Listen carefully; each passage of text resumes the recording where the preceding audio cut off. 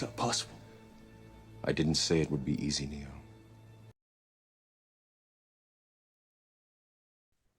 Please introduce yourself, state your name and DOC number for the record. Joseph Irvin, 130175. All right, Mr. Irvin, my name is Brennan Kelsey. Yeah, there. My name is Brennan Kelsey. Along with me is Mr. Pete Freeman and Ms. Cheryl Knotts will be your panel. We have a parole hearing today. We'll ask you some questions. You can respond at the end. You can make a statement or take a vote. Do you understand the process? Yes, sir. And we have Carrie Myers here today that will speak.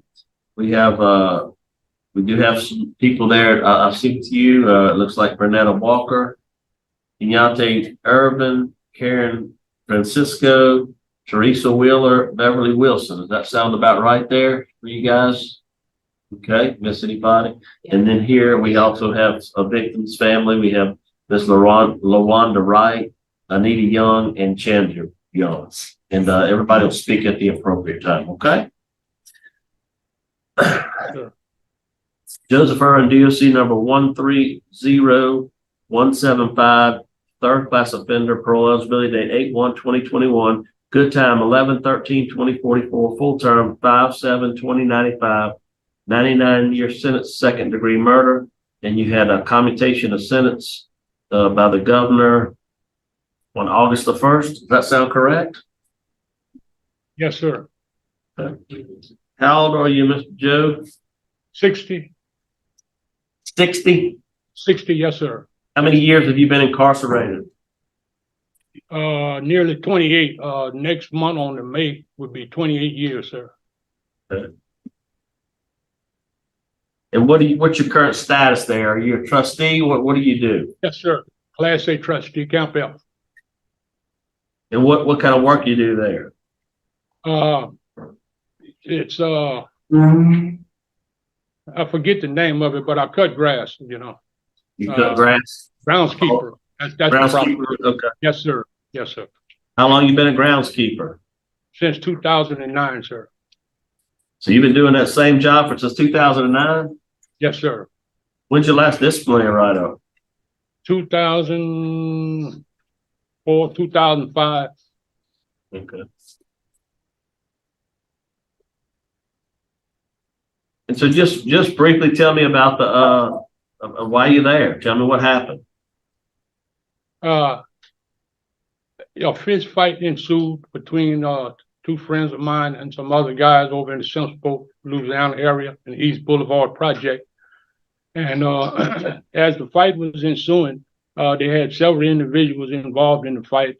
And I wind up, you know, killing a man, taking a man's life, you know, sir, as a result of that fight. You know, it was two friends of mine that got into it with I went into it with another individual over on the Simpson side, the Simpson, Louisiana side. And as the fight was ensuing, several others joined in the fight, you know, with ballers and so on and so forth. You had a gun? Yes, sir, I did have a gun. And you just shot indiscriminately, or you shot at somebody in particular?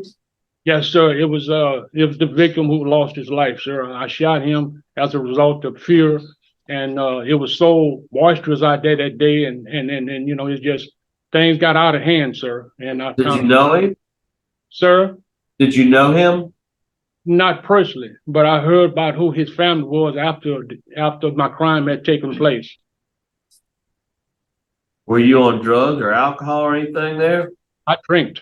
Yes, sir. I did drink. Yeah. Did you have a drinking problem? Well, at the time, but proud to getting involved in AA, I didn't think I did because I was living in denial, sir. But I was recommended by the board to attend AA, and I have, sir. So it's at that point I realized that I was living in denial. I was an alcoholic. How long you been involved in AA, NA? Since September the 3rd, 2022, sir.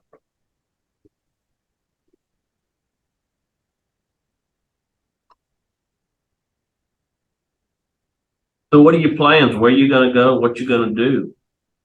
My first plan, sir, is the Louisiana Parole Project. I've heard so much about the programs there, and and I would love to further assist myself with the program from here to there, because I just believe that the program will help me to make a successful transition back into society. It would help me in all the areas that I need help. So then where are you gonna live? What kind of work are you gonna do? Well, at this point, sir, I have people in my corner. My sister's husband, Mr. Taylor Walker Jr., who I listed as my job plan. He works for a tanking company. He lives in Marrero, Louisiana. He has assured me on several occasions through visits that all I need to do was just, get there. Once I'm there, he would make sure they assist me in every area of my transition to have a job. And plus, I believe that parole project with the programs and the facilities that they have there, they are desired to help in every areas of my life. And plus, I have friends over at the Jerry Lane Enterprises, and failing is just not an option, sir. Do you have a GED or high school diploma? Yes, sir. I have a GED. I earned it here.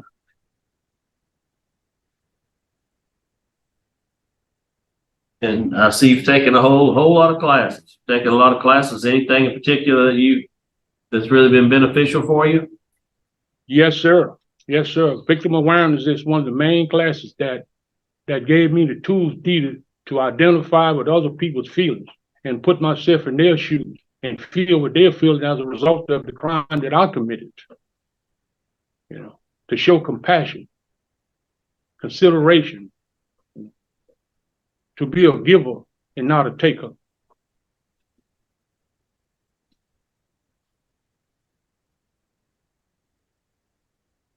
Do you have some children? Sir? Do you have any children? Yes, sir. I have one daughter left. I had two kids.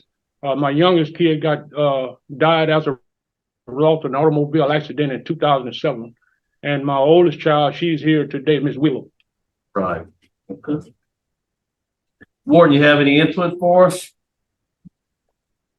And he alluded to the fact that he cuts grass for us, and he does. But being a Class A trustee, he's all over this farm cutting grass for us. He's put a lot of miles on a riding mower for us.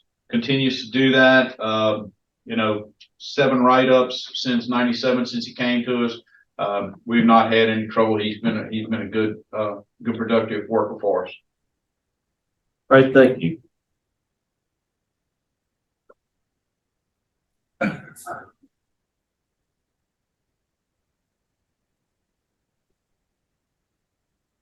All right, we'll hear from, let's see, does anybody want to speak there?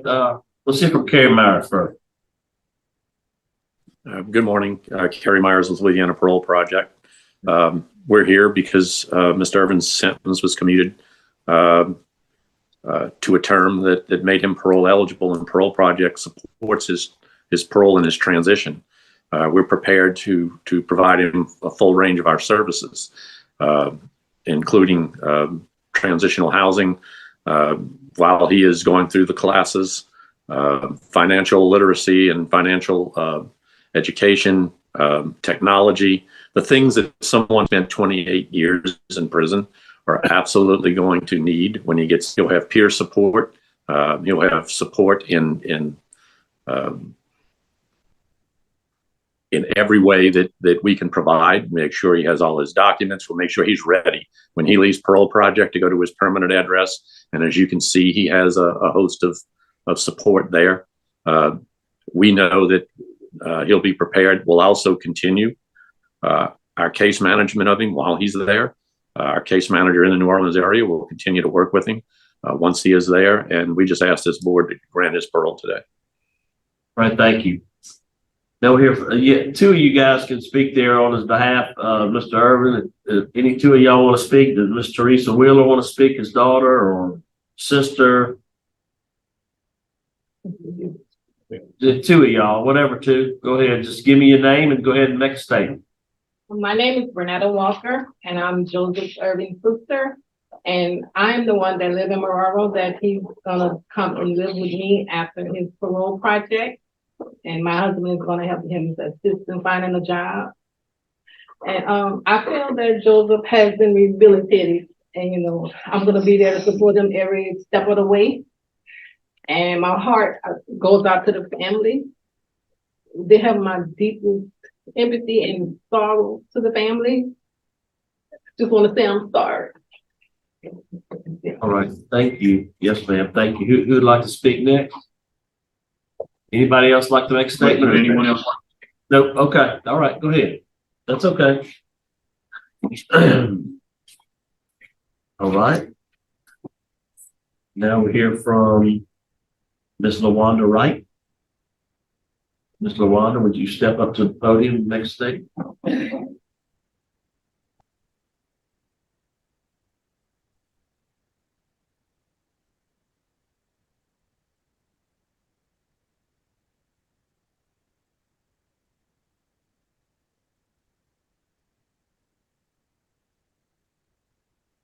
One of them. Sure. Yep. Go ahead. Miss Anita, would you like to go? Or Chandra? Either one. Just introduce yourself up there to the podium.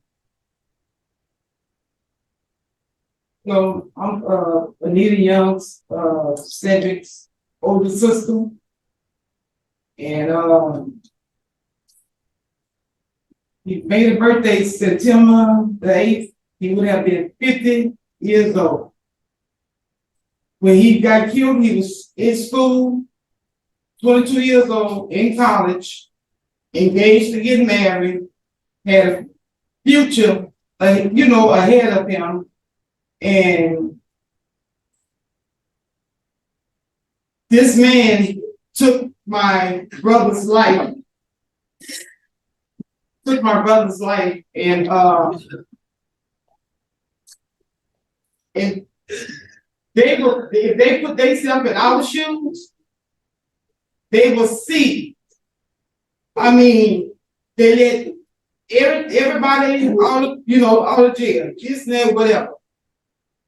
Drug dealers or whatever, but somebody kill somebody for nothing. Then you're a coward because you shot him in the back of his head. All I got to say. Yes, ma'am. Thank you. Would Ms. Chandra like to make a statement?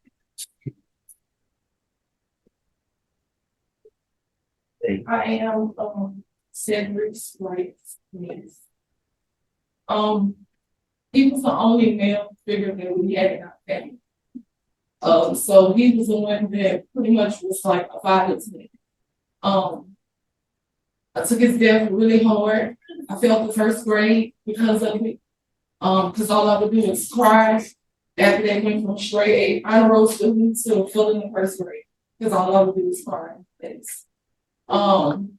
I suffered a great deal over him taking my uncle's life.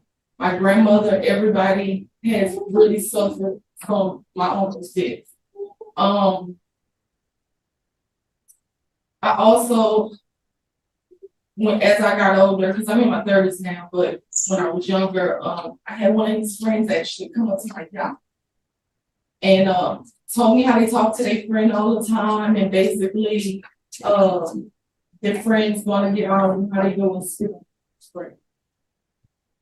That affected me. I called my mom crying. As I got older, I have worked in law enforcement. I was bailiff for a judge in judicial court. I worked for him until he retired. I really believe in the judicial system, and I would like to see justice being served. This man sat here the last time we were here and lied. He's just getting full credit out of the last time that basically was here. He didn't even have any. So he's just getting that done. Then he also lied and just now by him saying that he was fighting with my uncle.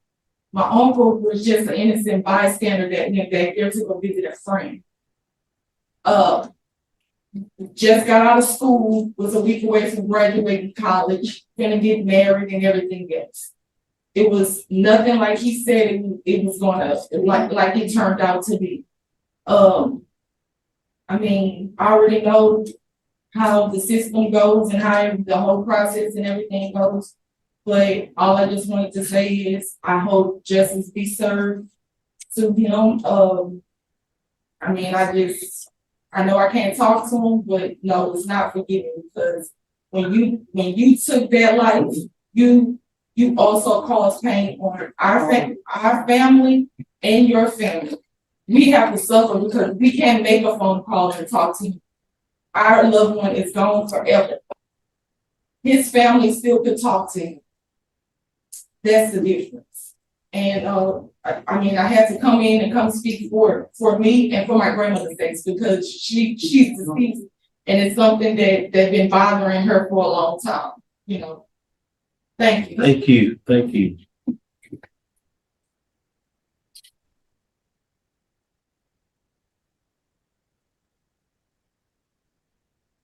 All right, Mr. Judge, would you like to make a statement on your behalf? Yes, sir. Go ahead and speak to the I'm board. deeply, yes, sir. I'm deeply remorseful for the crime that I committed. And I wish I had made better choices and decisions. And I believe that given a chance going forward, I will make better choices and decisions. I realized that the crime that I committed, it created a lot of pain upon innocent people, pain that they didn't ask for nor deserve. And I'm truly sorry for that. I'm remorseful and I take full responsibility for my actions. Yes, sir. All right, thank you. All right, down the vote. Mr. Joseph, yeah, it's again a bad situation here. I want to thank the victims for being here and being a part of this process. I know it's been difficult for you guys. Mr. Irvin, you've done a lot of work. You've put a lot of time in. You've been a trustee for a long time. You've been in a good comments by your warden. It's a bad situation. Again, every case we hear is bad. There's no good case here, and I know it's difficult. Our job is to kind of see what you've done in the time that you've had, and not getting a write-up or just a few write-ups in 29, 28 years is impressive. You've been a trustee in the same spot for, again, since 2009. My vote today would be to grant your parole to the Louisiana Parole Project. I want you to have a curfew from 10 p to 6 a. I want you to attend NAA 2 times a week. No contact with the victim. And I'd like for you to do community service 6 hours per month. Again, just one vote. That's my vote for today. Ms. Renata. Mr. Irvin, I voted for you last time. I vote for you again today. My vote is to grant you parole to the Parole Project Transition Plan. You have a low risk score. You have positive remarks by the warden and a good prison record, and with the same special conditions as Mr. Kelsey. Good luck, sir. Yes, ma'am. Okay, Mr. Irwin, as stated, you do have a good disciplinary record, good classes. The only thing I would like to add, beside no contact with the family, I want you to stay out of a Vols Parish. Yes, sir. Okay, do not go back to a Vols Parish. You got to go through Vols Parish, let your probation officer know I'm going through, make sure you got enough gas, you don't have to stop. That's my vote. All right, 3 votes to grant your parole. You understand stipulations, you'll get a copy of them. 3 votes to grant today. Your parole's been granted. Good luck to you. Yes, sir.